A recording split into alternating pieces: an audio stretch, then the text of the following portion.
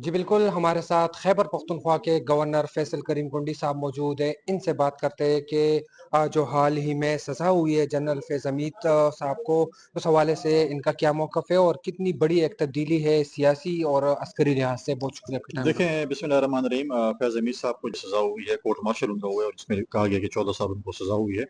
और देखें, मिलिट्री का अपना एक ट्रायल होता है, अपना एक कोर्ट जो फील्ड जो अपना जो है कोर्ट मार्शल जिस तरीके से वो करते हैं, तो उसमें उन्होंने काफ़ी टाइम से चीज़ें चल रही थी और उन्होंने पूरे सबूतों के साथ देखते हुए उनको एक सज़ा दी है, पॉलिटिकल बेस के ऊपर दी है। तो उनको वो सज़ा हुई है, 14 ईयर्स की हुई है।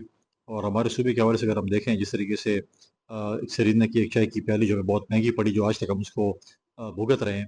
तो अब देखते हैं, जो मिलिट्री कोर्ट ने फैसला किया है, तफ़सीली फैसला आएगा तो उसके ऊपर भी बातचीत होगी, लेकिन अभी जो है एक फैसला आया मिलिट्री कोर्ट से, जो उनको जो है वो उनका कोर्ट मार्शल हुआ है, 14 ईयर्स जो उनको है सज़ा हुई है। पीटीआई के लिए ये कितना अलार्मिंग है, क्योंकि स्टेट के साथ वो बैठने को तैयार नहीं है, कौमी जो इश्यूज़ है उस पर मुज़ाकरात के लिए बात नहीं कर रही, तो क्या कहेंगे? पीटीआई के लिए अहमियत इसलिए नहीं है कि पीटीआई जो है, जो शख्स उनकी बस से एक दफ़ा उतर जाता है या रिटायर हो जाता है, उनके लिए उसकी कोई वक़्त नहीं होती। जब तक हाज़िर सर्विस होते हैं उसके पाँव पड़ते हैं, और जो रिटायर हो जाता है उसके गले पड़ते हैं।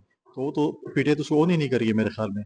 और जब तक वो थे ओहदे पे तो उनको ऑन कर रही थी, जब तक ओहदे में नहीं होते फिर वो तो ऑन नहीं करती।